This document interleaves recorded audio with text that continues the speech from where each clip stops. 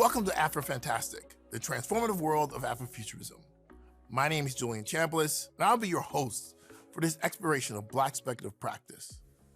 Of course, you're asking, what does that mean?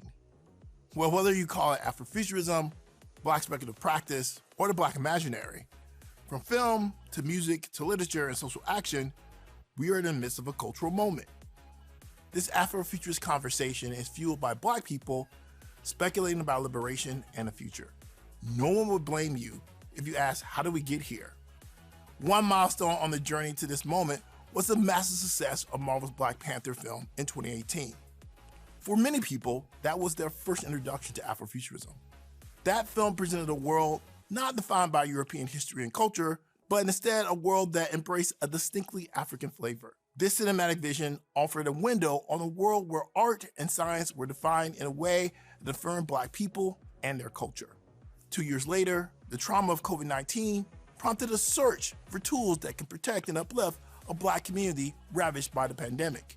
In the midst of that crisis, people from all walks of life witnessed for the first time the social, political, and economic failures that African Americans experience every day.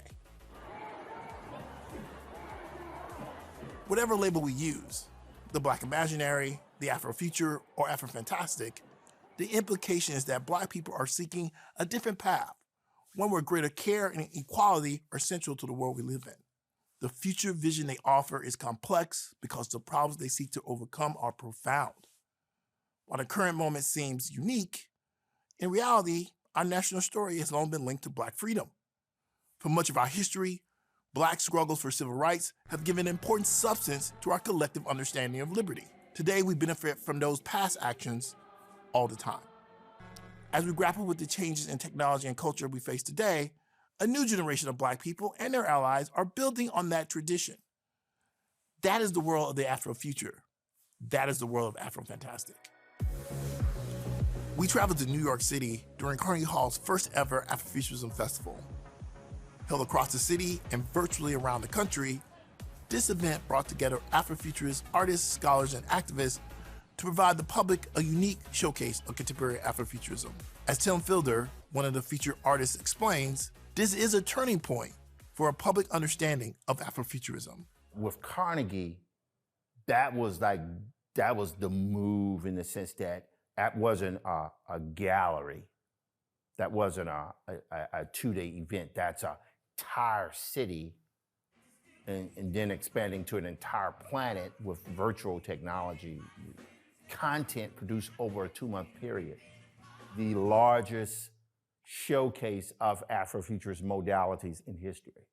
While the festival marks a moment of wider cultural awareness, for organizers and participants, this is a crucial opportunity to speak to the public about what Afrofuturism is beyond Black Panther.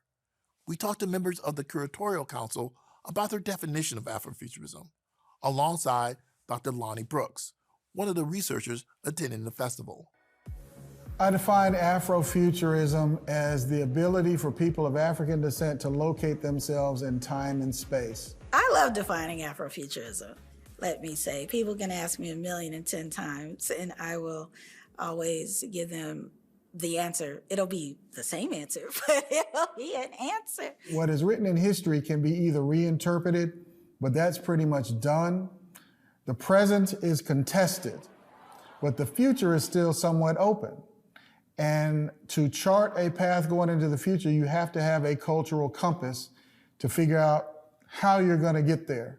Afrofuturism is the way of looking at the future or an alternate reality, but through a Black cultural lens or Black cultural lenses.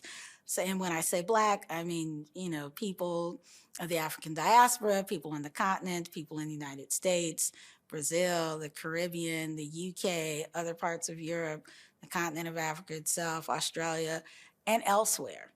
And I say that it's an artistic aesthetic. You see it in music, you see it in dance, you see it in literature, but it's also a method and a practice. If you think about a wheel and the heart of that wheel being Black cultures and the different spokes, these intersecting spokes being liberation, imagination, technology, and mysticism.